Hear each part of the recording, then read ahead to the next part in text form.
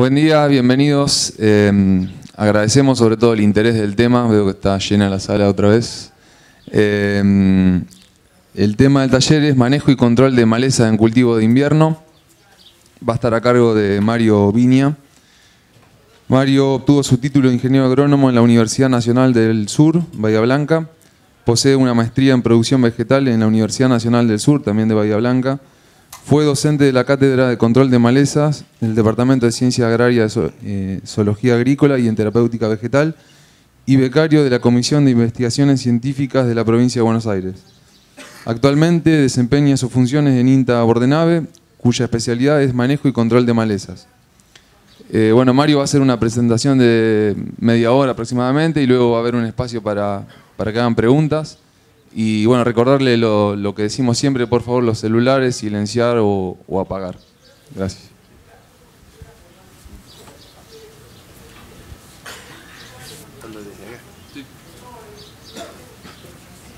Hola. Bueno, buenos días a todos. Gracias a los chicos, a la gente de APRESID por invitarnos una vez más a participar de este congreso, que como charlábamos recién, más que un congreso parece una fiesta, pues la gente se encuentra, charla, y es un muy buen ámbito. Además, lo mejor que tiene esto es encontrarnos con amigos. Bueno, yo voy a hablar un poquito sobre un tema que es extremadamente amplio. Voy a tratar de no hacer una charla redondita, sino de tirar algunas cosas que tenemos en los cajones guardadas, otras cosas nuevas, y la idea es, bueno, generar la posibilidad después de abordar el tema desde diferentes ángulos. Bueno, más o menos va a ser en estos términos de la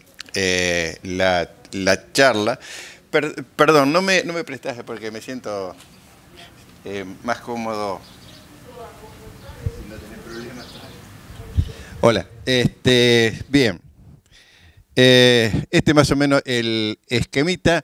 En general, el tema de cuando hablamos de malezas, en general tenemos que tener claro cuál es el perjuicio de las malezas. Sabemos que el tema de la competencia es fundamental, un tema que nos hemos olvidado últimamente un poco porque nos hemos concentrado básicamente en lo que es la resistencia, lo que es cómo controlarla, pero un recordatorio de esto acá de la universidad, que es simplemente decir que compiten los tres factores: luz, agua y nutrientes, y las pérdidas de rendimiento dependen de tipo y densidad de la maleza, características del cultivo, habilidad competitiva, momento relativo de emergencia del cultivo y de la maleza.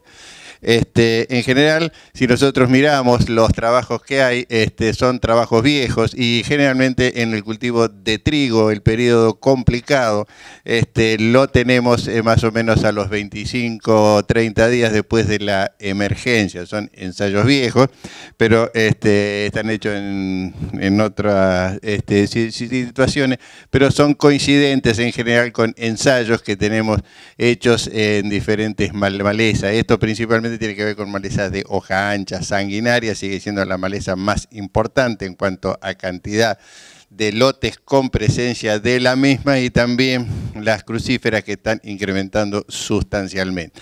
Evidentemente lo que estamos viendo acá es decir que los periodos críticos básicamente son los 40 días después de la siembra, donde independientemente del herbicida que utilicemos, el impacto sobre el rendimiento va a ser muy importante. No quiere decir que no tengamos que utilizar los herbicidas en macollaje, lo cual sí es importante cuando tenemos densidades bajas. Esto es otro de los ejemplos donde en realidad ustedes ven que si bien las aplicaciones son tempranas, en este caso el rendimiento está asociado con el control inicial. A pesar de tener controles muy altos, fíjense usted que hay controles altos, cuando las densidades son altas, estas diferencias de control son importantes. Acá hay dos malezas, que es la sanguinaria y la nabos. generalmente la sanguinaria, o sea, comienza a hacer efecto en densidades muy altas, tremendamente altas. Hemos medido hasta 9.000 plantas por metro cuadrado, años en rotaciones en girasol. Sin embargo, el tema de las crucíferas es muy importante. Con densidades mucho más bajas producen efectos mucho más importantes. Bien. Hablando de números de plantas por metro cuadrado, nosotros en algunas épocas nos habíamos entusiasmado con las curvas de daño. Decíamos, tantas plantas por metro cuadrado, tanto daño. Pero acá, evidentemente, hay pocas plantas por metro cuadrado, pero fíjense qué desastre que tenemos. Entonces aparece el concepto del nacimiento relativo de las malezas y el cultivo. Es evidente que la competencia que va a ejercer, la relación de competencia en este caso y en este no tiene nada que ver. En un caso la maleza nace tarde y estas son cosas muy importantes que tenemos que considerar. Esta es una buena infestación de avena fatua y esto tiene que ver con esto. Te da en fumaria en general. El momento de emergencia es crucial, eso se da con las malezas de hoja ancha y también es mucho más claro con las gramíneas. Las malezas más importantes que tenemos son estas acá, ustedes los que son trigueros o cebaderos las conocen. Lo que podemos decir que nosotros hemos trabajado, o sea, para resumir, las armas que tenemos disponibles son, si nosotros nos imaginamos el cultivo de trigo con todo su ciclo, encontramos que los productos que tenemos son estos en pre-emergencia. Tenemos el PIC-PAC, tenemos mesulfurón, usar finesmerit, de acuerdo a las ventanas de aplicación. Es decir, que tenemos un buen espectro donde tenemos que tener cuidado en los inicios por el tema del 2,4-D y hacia el final, es decir, cuando dejamos de aplicar uno u otro por el problema de fitotoxicidad en el cultivo. Estos posicionamientos tienen que ver con la fitotoxicidad en el cultivo y las ventanas de aplicación. Y este es el caso de los trigos hímidos, donde tenemos esos herbicidas. Malezas gramíneas, las principales son avena fatua, lolium y vulpia. Y en general lo que pasa acá es más o menos esto. Acá lo hacemos rápido. En general, cuanto más temprano liberamos la competencia, mejor. Estos son los patrones de emergencia de avena fatua, que depende de siembra directa o siembra convencional, cambian. Y vemos que es muy importante definir los momentos, porque tiene que ver con el control, es decir, cuándo aplico, cuándo hago las aplicaciones en el barbecho y en el cultivo. Yo lo que trato de hacer es decir, macanudo, ¿qué hago? Cuando siembro, es necesario, o sea, puedo tener presencia de las malezas, de esta acá la puedo dejar competir un rato, o sea, en las primeras etapas. Bueno, yo tengo que jugar con las curvas de emergencia y por esto es importante. Esto hizo que hiciéramos en ensayo donde tratábamos de ver si podíamos evitar la aplicación del glifosato en pre-emergencia o poco antes de la siembra y descansar en la aplicación del graminicida, es decir, ahorrándonos una aplicación de glifosato. Básicamente lo hicimos por esto.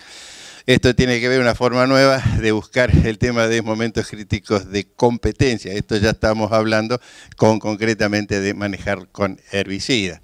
Y lo que vemos acá, fíjense ustedes que este año nos quedamos chochos porque lo que vimos es decir que era prácticamente igual. Esto es el incremento de la producción de trigo y estos eran los diferentes momentos de aplicación. Esto era solamente con glifosato, o sea,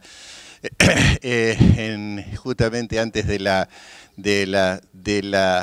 siembra o junto con la siembra, y en realidad veíamos que no nos alcanzaba. Y acá era muy importante tener presente de que con el graminicida, solamente con el graminicida con o sin el glifosato, nosotros estábamos obteniendo los mismos rendimientos. Primer año lo que nosotros vimos fue que tuvimos suerte, decimos, bueno, listo, nos evitamos el glifosato. Por suerte la biología, vamos a ver después, que nos dice que que no siempre es así.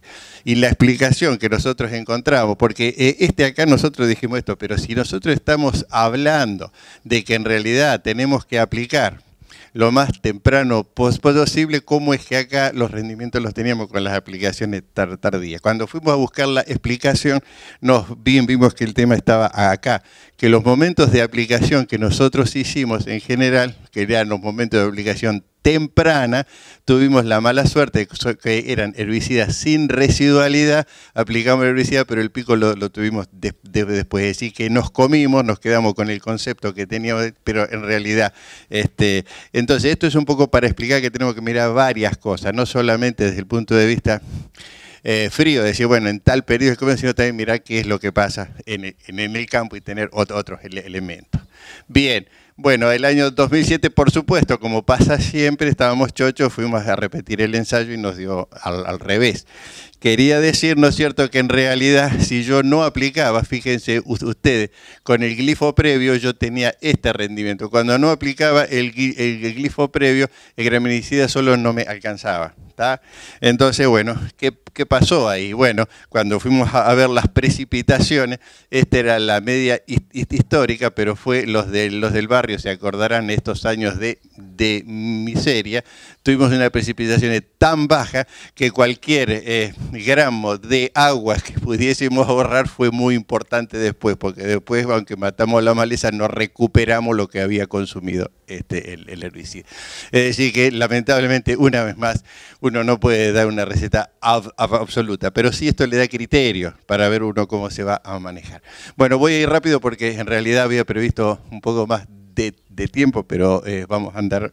Esto es el ryegrass. Esta es una curva que hicimos nosotros hace muchos años en la experimental, y lo que nosotros hablábamos acá es decir que teníamos ideas, nos daban de densidades altas, 250 plantas que nacían juntos o después del cultivo, nos daban un 20% de rendimiento. Decimos, bueno, la verdad es que no es mucho.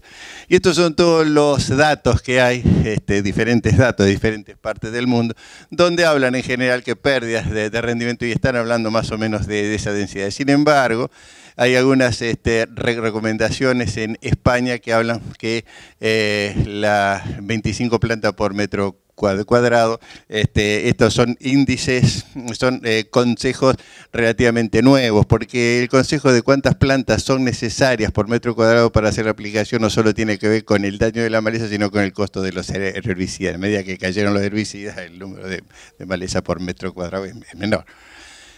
Lo que pasa es que volvemos a lo mismo, es decir, 250 plantas por metro cuadrado. Esto acá es el efecto competitivo de un buen ryegrass que tenemos por el barrio nuestro, y decimos, sí, si yo tengo 250 plantas de esta, ¿qué queda? Esto acá son plantas que quedaron antes de la emergencia del cultivo, que seguramente escaparon del glifosato. Eso será una o dos plantas, y acá a la miércoles otra vez con el tema de cuántas plantas por metro cuadrado. Pero bueno, pues posiblemente el origen de esas plantas fue esto, que en realidad eran pocas plantas por metro cuadrado, pero estaban prendidas de antes. ¿Está?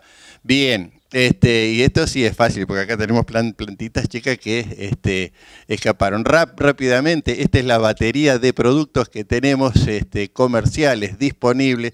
No voy a hacer mucho detalle de esto. Esto está en un libro que publicamos hace algún tiempo, el año pasado, donde está todas las herbicidas disponibles. Posiblemente el año próximo vamos a tener alguno más. Bien. Entonces, ¿qué problema hay si tenemos todos los herbicidas para todas las malezas? Resistencia. Bien, el problema de la resistencia, entonces, es un problema que ya lo conocen. Es un mecanismo y interfiere en el mecanismo. Entonces, puede haber varias familias químicas que posean el mismo mecanismo de acción. La clasificación química, sin embargo, es básica para conocer el comportamiento en el suelo. Marcas comerciales de herbicidas, más de 1.600 tenemos actualmente en el mercado. Principios activos 92, mecanismos de acción solamente 20. Cuando vamos al trigo tenemos 6 mecanismos de acción. En esos 6 mecanismos de acción tenemos 3 que prácticamente abarcan la enorme mayoría de los herbicidas que utilizamos. Y fíjense ustedes que lo poco que tenemos con otros modos de acción que se usan poco, pero ya los vamos a empezar a usar bastante. Las malezas resistentes relacionadas con trigo y cebada, maleza ryegrass, avena fatua, nabón, como el que habla, nabolsas o brásicas, nabo o mostacilla. Problema del ryegrass, bueno, el problema del ryegrass ya lo conocen bastante, no vamos a explicar mucho, empieza así. Y después se nos va subiendo el tema hasta que tenemos esto acá. La expansión de la resistencia está relacionada con ¿qué? Con cultivares comerciales. Hoy estábamos hablando de eso.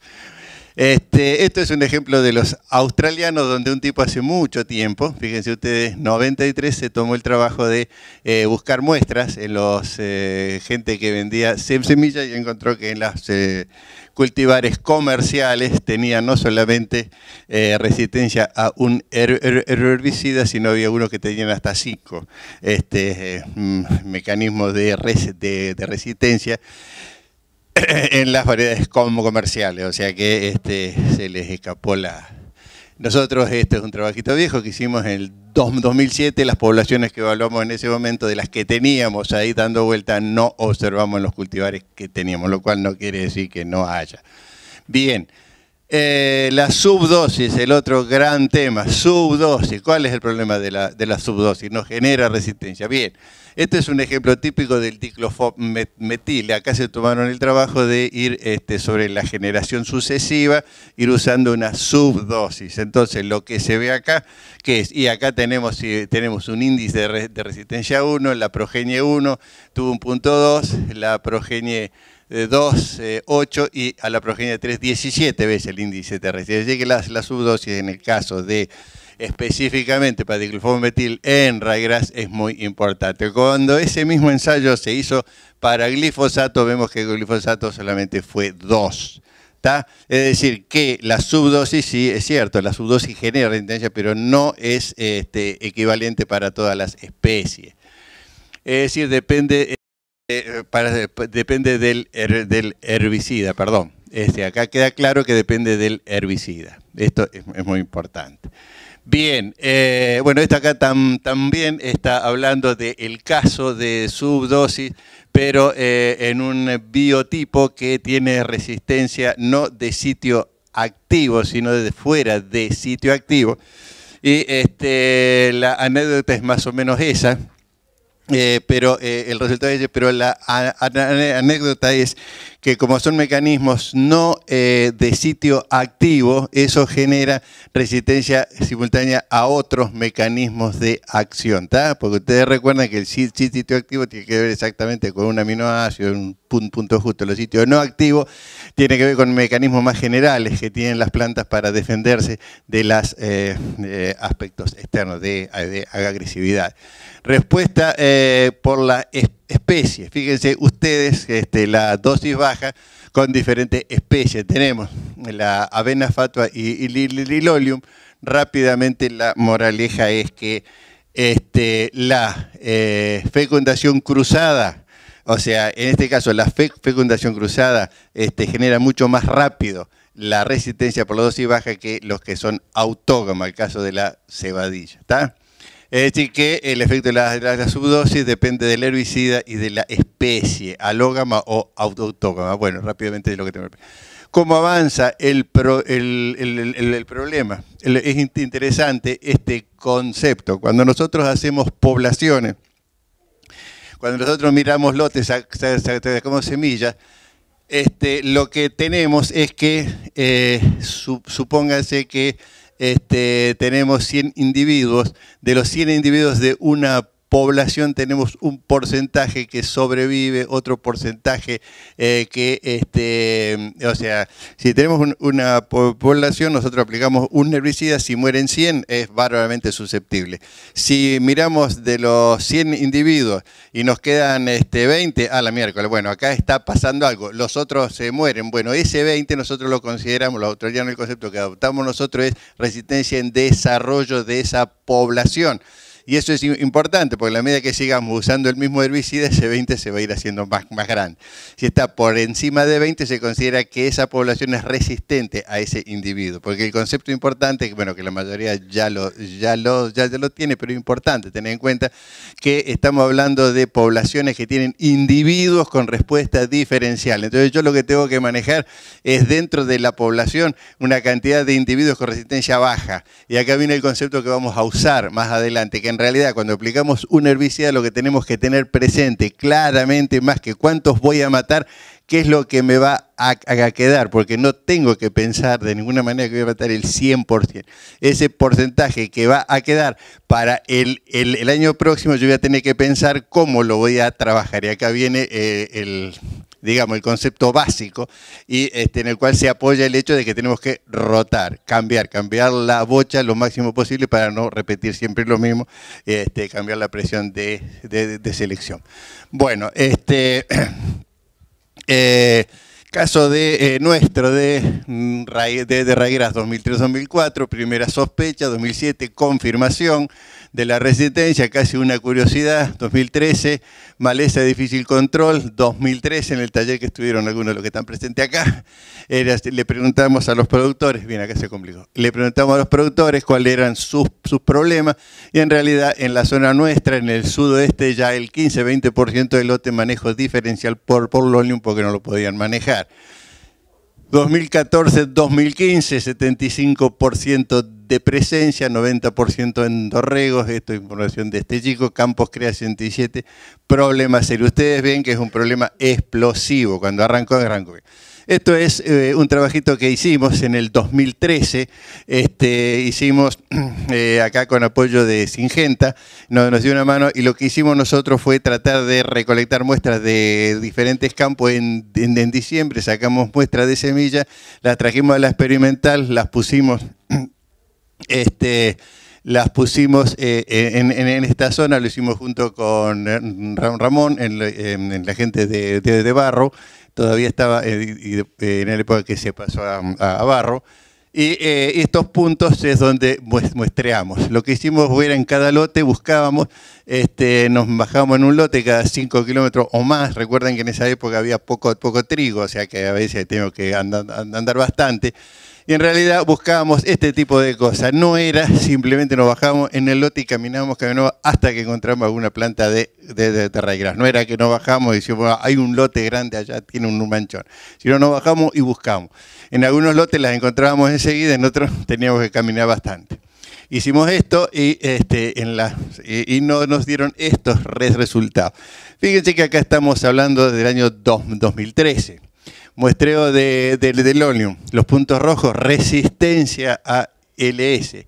Fíjense ustedes que ya tenemos unos cuantos puntos, lo de puntos amarillos es resistencia en desarrollo, a los ACCASA, fíjense los puntos rojos que tenemos, y el caso de glifosato lo teníamos más concentrado en la zona de dorrego. Si mirábamos acá, mirábamos resistencia triple, la triple cruza teníamos acá, y donde esto nos estaba dando, fíjense, a los tres mecanismos teníamos con más del 20%, 5,7% de la población. ¿Tá? Si nosotros miramos la resistencia apilada a ALS más ACCASA, los dos únicos mecanismos de acción que tenemos en pos de emergencia del cultivo de trigo, el 18% de las poblaciones. Esto era lo que veía en el 2013, teníamos miedo de sacar y decirlo medio públicamente, pues si estos tipos se chuparon algo, si nosotros en los lotes no lo vemos. Exactamente, en los lotes no veías el problema. Por nosotros buscábamos plantas, no necesariamente que hubiera una expansión, o sea, una cantidad grande en el cultivo. Pero después, ese año, el 2014, si recuerdan, 2015, explotó. explotó la resistencia. Es decir que de alguna manera si vos querés ponerle un moño, uno puede decir que esto fue una actitud proactiva, como se dice ahora. Pero lo que pasa es que era tal lo que veíamos nosotros que decíamos, ¿nos animamos a decirlo o no nos animamos? Bueno, bien, pero pasó. Bueno, bien, con Avena Fatua también nos llevamos una sorpresa. No olvidar el problema de Avena Fatua, que es el otro que se nos viene grande. Lo que pasa es que pasa desapercibido porque es muy sensible a glifosato. Esos son los puntos que vimos con Avena Fatua. También vimos resistencia apilada, pero en cuanto a la resistencia apilada el problema es mucho más bajo. Bien, problema de crucíferas, nabo, nabón, brásicas, mostacillas. Y es importante diferenciar esto. Nabo-nabón es este grande que ustedes ven acá. Acá tenemos resistencia a imazepyr, mesulfurón, resistencia a las IMI, las brasicáceas. O sea, las brásicas, las nabolsas, como le dicen algunos, son estas donde tenemos resistencia a glifosato, tenemos resistencia apilada a ALS y a glifosato, y tenemos resistencia a 2,4-D. Y se siguen apilando. Posiblemente vamos a tener alguna otra confirmación. Mostacillas, nabo o no navillo, que es el Sicimbrium officinale, Sicimbrium irium, Sicimbrium officinale, que son estas que ustedes ven acá. Rapistrum rugosum, que es esta otra que se diferencia claramente porque tiene la silícula, fruto redondo. Irfelia incana, esta acá es la que vamos a charlar. Esta acá la diferenciamos porque tiene, digamos, el fruto es alargado. Irfelia incana es una maleza que los primeros me dicen, ¿y eso qué es? Irfelia incana es una especie que está distribuida desde hace muchos años en el sudoeste, está registrada en la Argentina. Empezás a mirar y yo la he encontrado desde el norte de Córdoba a Tucumán, y hace 3 días estaba chocha, una flor de planta entre la nieve en Bariloche. O sea que la amplitud que tiene de dispersión es muy amplia. Bien, acá para hacerla rápida, esta la encontramos resistente a mesulfurón, unas dosis brutas de mesulfurón. Esto es con la planta grande, fíjense, esto es activo de mesulfurón, 400 gramos de mesulfurón del formulado. Fíjense lo que tenemos. Es decir que bastante resistente. Bien. Tenemos, y esta es, lo voy a hacer rápido. Esto acá simplemente hemos confirmado la resistencia también a 2,4-D. O sea que tenemos la resistencia, fíjense este cuadrito que tenemos acá, tenemos 3 poblaciones. La población de Irfelia incana de Bordenave, la CM y la CF, ¿está?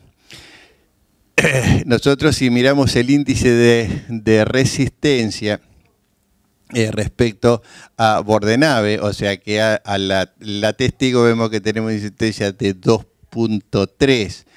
Y también lo que vemos acá, que es muy interesante, que esta población que es resistente a mesulfurón es otra población de otro lote resistente a mesulfurón, tiene en realidad una mayor sensibilidad a 2,4-D.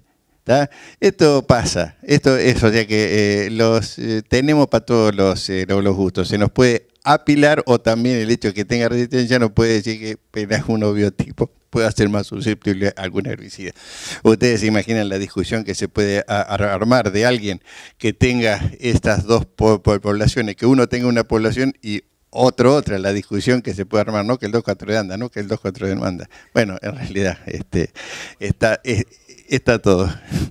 Bien, entonces este caso es interesante porque, y en realidad es un caso raro, una maleza, porque uno mira en el libro Guinness de los récords, ahí es el de HIP, en la página HIP, y en realidad los únicos que hemos encontrado algo en la P7 somos nosotros, o sea que en realidad no es una cosa muy distribuida. ¿Cómo manejamos el problema? El problema de avena fatua lo tenemos solamente en el cultivo. En el caso de arraigras tenemos el problema en el barbecho y en el cultivo. En avena fatua decimos que no hay problema en el barbecho porque es muy susceptible todavía. Los que hemos encontrado nosotros todavía son muy susceptibles a glifosato. El cuadro típico sí, son los escapes los que nos complican. Y esto es un ensayito muy interesante. En el mismo lote, la mitad había tenido el doble golpe y la mitad no había tenido doble golpe. Y lo que hicimos nosotros fue aplicarle herbicida a las dos poblaciones. Eran plantas chicas que habían escapado. Evidentemente, los que no habían tenido el doble golpe, a pesar de que eran plantas chicas, plántulas que habían quedado ahí sin morir totalmente, fíjense ustedes que prácticamente no funciona. Cuando aplicamos el doble golpe, que aparecieron todas plantas nuevas, evidentemente funcionaron todos los herbicidas. Esto es muy importante tenerlo en cuenta. Estos son los picos de emergencia y tenemos que tener presente que el fitness o costo de la resistencia modifica el patrón de emergencia. Nosotros tenemos muchos ensayos de eso que lo demuestran. Teóricamente, en nuestra zona el lolium tiene 3 picos. Tiene 3 picos, es más o menos lo que uno ve. Un primer pico en enero febrero, otro segundo corte y otro tercer corte. Lo que hicimos nosotros fue sacar plantas de cada uno de esos cortes y aplicarle herbicida. Este es un lote, fíjense acá, que viene de antecesor trigo candial soja. Lo que quedó, hicimos los cortes y acá tenemos el primer corte, el segundo y tercer corte. Fíjense ustedes que es algo cómico, que en realidad el primer corte, el glifo, no pasa nada y el último corte funciona mejor. Qué cosa, ¿no? En el mismo lote, en el mismo pedacito, en el mismo metro cuadrado íbamos sacando plantas. Esto es una cosa linda, no me van a decir que no, que la biología no es espectacular. Bien, bueno, es aloxifo tenemos lote. Y este es un lote que antecesor trigo. Esta es una rotación clásica, trigo-trigo, cebada-cebada, invierno-invierno. Y lo que pasa es que acá tenemos primer corte y tercer corte. Acá la cosa se nos da al revés, por suerte para complicar. Fíjense ustedes, los dos primeros cortes, chocho con el glifosato.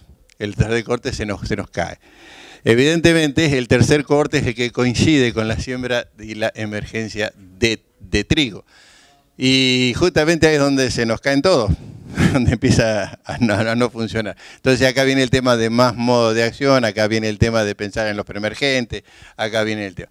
Si nosotros miramos, y acá ya debo estar muy complicado con el tiempo seguramente, acá se me ocurrió tirar un ensayo del año pasado, donde en realidad acá lo que hice en el barbecho fue aplicar glifosato, creo, y paraquat, con herbicidas, o sea, solo y con residuales.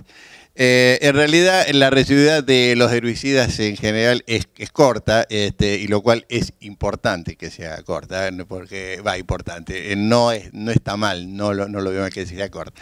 Y acá, como obviamente uno siempre anda haciendo muchas cosas, se me fue el tiempo lejísimo. Y a los 148 días, un disparate, porque esto acá tendría que haberlo aplicado a los 70 días más o menos, o 80 días después de esta aplicación, le apliqué los de post-emergencia, es decir, sobre esas parcelas le crucé los post-emergentes. Le crucé un ALS y un ACCAS. Lo más interesante, fíjense ustedes que funcionaron, estos son los de post-emergencia a diferentes días de la aplicación.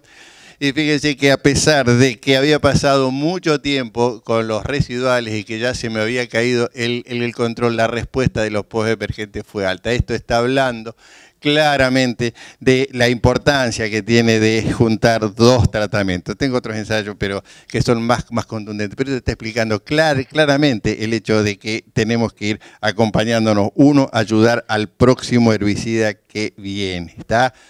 ¿Qué pasa cuando se nos escapa? Este es un lote que se había escapado a un herbicida ACCAS. ¿Qué es lo que hicimos? Viene el productor y entonces lo que hicimos, agarramos los que están disponibles en el mercado. 1, 2 y 3 ACCASA disponibles en el mercado y 2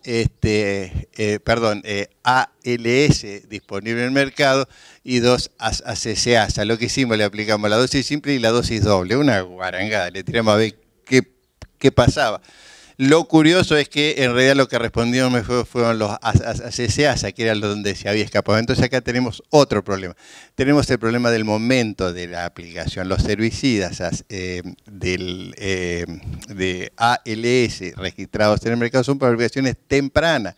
Es decir, que si se nos escapó con el ACCASA, evidentemente estamos complicados. Es decir, por eso lo de rescate cada vez se nos va, a medida que se nos van escapando, se nos va complicando más, tenemos cada vez menos herramientas.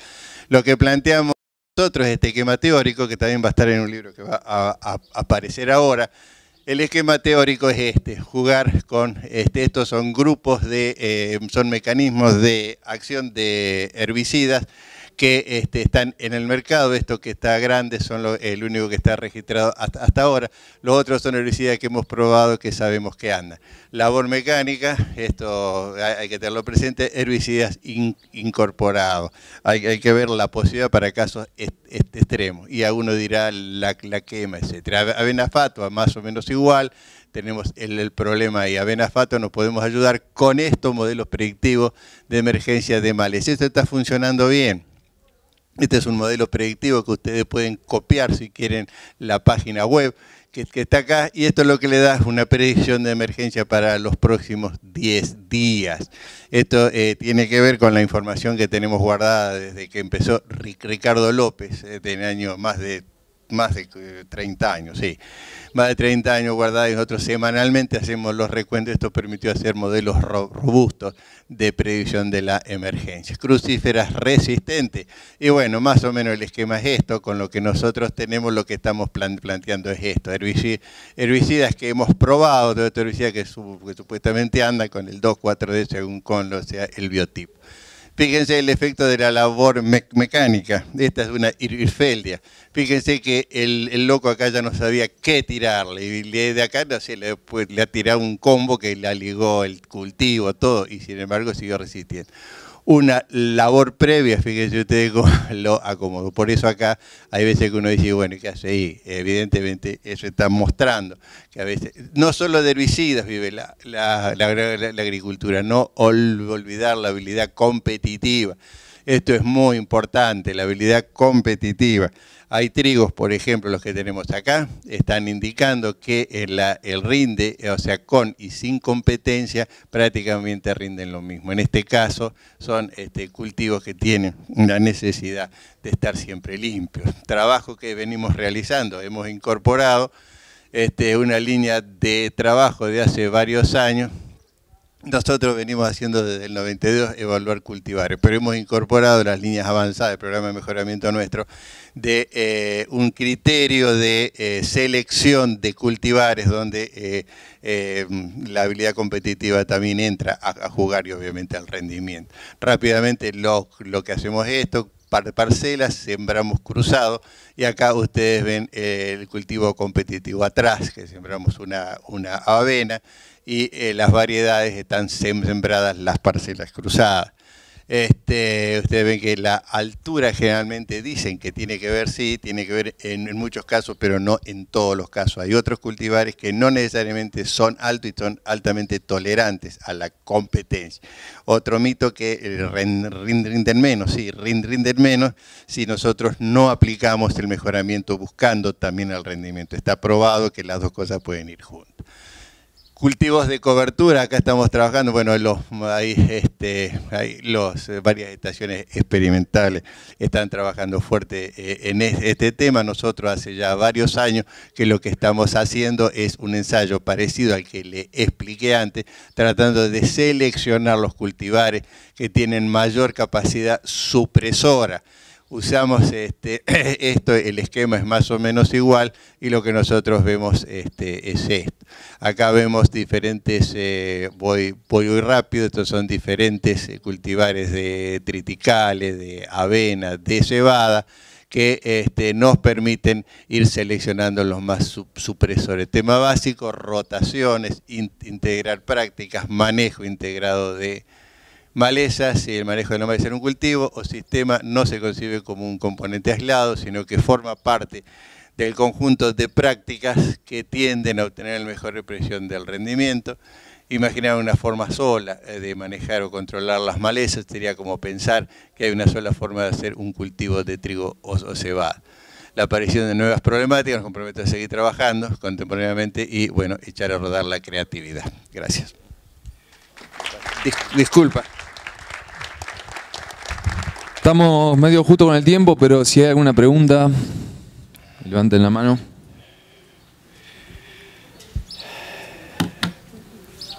Mario, ahí cuando hablabas de crucíferas y hablabas de 2,4-D, ¿con otros hormonales no hay respuesta diferencial? ¿Es lo mismo? No lo probé, o sea, ahí yo probé algún ensayito con MSPA. Pienso que es exactamente igual. O sea, convengamos, cuando decimos hormonales yo me refiero a 2,4-D o MSPA. Los otros hormonales no controlan crucíferas. Además se usan, o sea, pueden llegar a controlar algo. Yo diría que los otros pueden producir fitotoxicidad. De hecho, se utilizan en colza. No sé si hay alguna pregunta. ¿Hasta qué estadio fenológico? Hay uno de ese. Sí, quería consultar si tenés pruebas de doble golpe más trifluoralina. La trifluoralina mezclada con el paraquat. Exactamente. No, mezclada con el paraquat no. La trifluoralina, mira, puede llegar a funcionar. El tema es el siguiente. Generalmente como vas con un doble golpe, uno asume que vos tenés bueno, sí, tengo algunos, sí, funciona. Cuando lo mezclas con paraquat o cualquiera de esos es espectacular, funciona. El tema es porque ahora que estoy pensando que he hecho algunos ensayos. El problema que tenés, que si vos vas a un doble golpe se supone que tenés biomasa presente, biomasa importante, quiere decir plantas grandes, follaje. Si la trifluorina te queda de arriba está frito, porque la trifluorina es un producto que no se mueve. Uno tiene que asegurar que uno de los problemas de la falla a veces en el tema de siembra directa, vos tenés que asegurarte que la trifluorina esté en contacto con el suelo, ¿tá? Porque en general es muy poco móvil. Entonces, la trifluorina, yo he visto ensayos, tengo un ensayo donde vienen los rastrojos pelados después de una soja, por ejemplo, que va ahí la trifluorina en preemergencia funciona bastante bien. Ahora, cuando tenés cobertura y eso, se complica. Es decir, que ahí habría que ver si el doble golpe lo estás aplicando para plantas aisladas, bueno, sí puede ser. Ahora, si ya tenés más complicado, yo no tanto desde el punto de vista si funciona o no el herbicida, sino lo que va a pasar después con la trifluorina en el suelo. Sí, acá creo que hay. Quería preguntarle por el raigral resistente, que acá en la zona tenemos bastante. ¿Hasta qué estadio fenológico considera que es factible controlarlo con paraquat? Es una excelente pregunta. Es la pregunta que siempre surge como debate.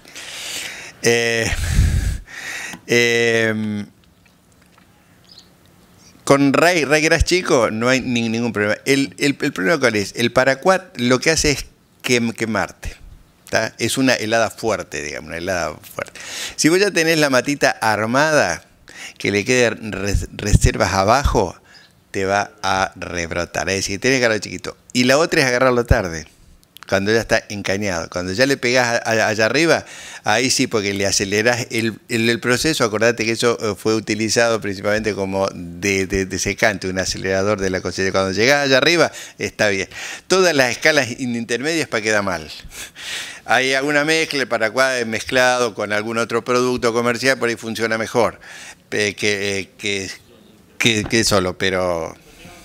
La ventana que tenemos para hacer los tratamientos cuando salimos de soja y vamos a trigo es corta, digamos, y la gente está haciendo otra cosa, está trillando, entonces cuando llega el punto que hay que sembrar trigo, queda el raigral para Paracuá es grande y graminicida no podemos hacer porque vamos a trigo. Entonces ahí... Bien, no, ahí lo que podés hacer es alguna mezcla, no puedes usar solo, puedes usar alguna mezcla. Claro, lo que pasa es que lo ideal en ese caso son los tiempos, ¿no? El periodo previo ahí que hay. Una de las posibilidades que tenés ahí es hacer siembra. Claro, si tenés una planta así ya es complicado. Y ahí hacete un combo de un paraquat o un paraquat con alguna otra cosa, como para darle. Pero en general yo te diría que si llegas con plantas grandes en un resistente. Primero resistente a qué. Primero resistente a qué. Listo, bueno, entonces ahí estás ahorcado en el sentido de que vas a tener que elegir. Si es demasiado grande, y bueno, vas a tener que hacer una mezcla en preemergencia con alguno de los graminicidas que irían en posemergencia.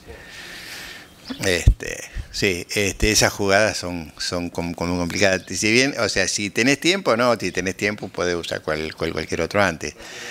Sí, mira, los graminicidas en general yo diría que acá el tema dosis. ¿Cuál es la dosis? ¿Viste? Yo te la devuelvo, el ingeniero agrónomo. Pero bueno, vamos a imaginar. Te